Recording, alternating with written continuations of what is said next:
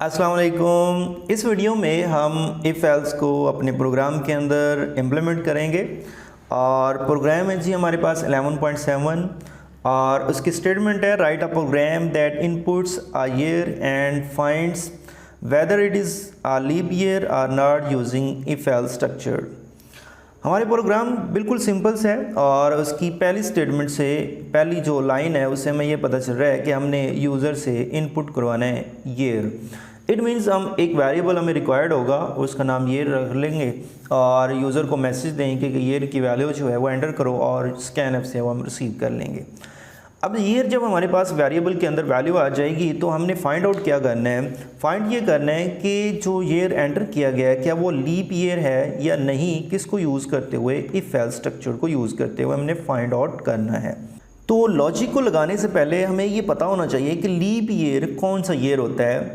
तो याद रखिएगा वो ईयर जिसमें फेब का जो मंथ है वो 29 दिन का होता है, उस ईयर को हम लीप ईयर कहते हैं। नॉर्मली जो हमारा ईयर होता है उसमें फेब का जो मंथ होता है वो 28 दिन का होता है, लेकिन वो ईयर जिसमें फेब का जो मंथ है वो 29 दिन का हो उस ईयर को हम लीप ईयर कहते हैं।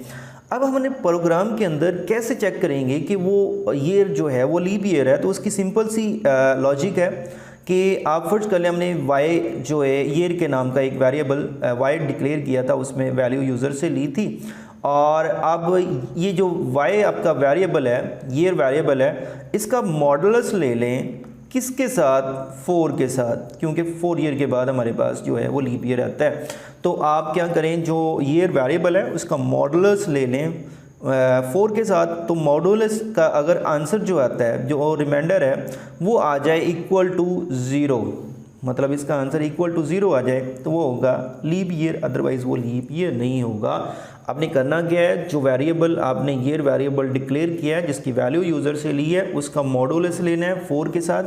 अगर उसका रिमाइंडर, उसका बाकी जो वैल्यू है वो 0 के बराबर आ जाए, मतलब इसको हम वैल्यूएट करें, अगर हल करें तो इसका जो आंसर है वो बराबर आ जाए 0 के, तो वो ईयर क्या होगा, लीप ईयर, अदरवाइज़ वो लीप ईयर नहीं होगा। अब इसको हम प्रोग्राम के अंदर इम्प्लीमेंट करते हैं टर्बो सी के अंदर। जी, तो टर्बो सी के अंदर मैंने कोड जो है वो लिख लिया है और लाइन बाय लाइन मैं इसको आपको एक्सप्लेन करता हूँ।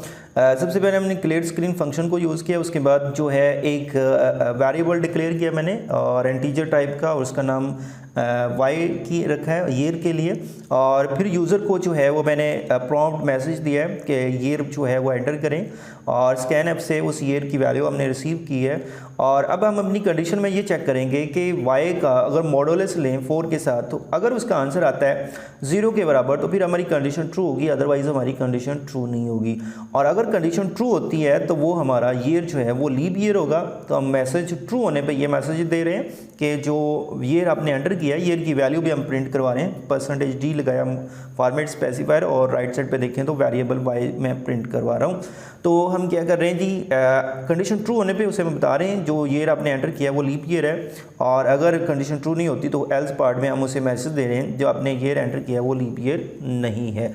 तो ये सिंपल सी लॉजिक थी। अब इसको हम रन करके देखते हैं, अपने प्रोग्राम को एग्जीक्यूट करते हैं और यहाँ पर मैं कोई जो है ईयर की वैल्यू एंटर करता हूँ, मसलन 2007 जो है वो मैं एंटर करता हूँ और एंटर की प्रेस करते हैं। ये बता रहा है जी 2007 is not a leap year, ये लीप ईयर नहीं है। इट मीन्स इसमें जो फेब का मंथ था वो 29 दिन का नहीं था।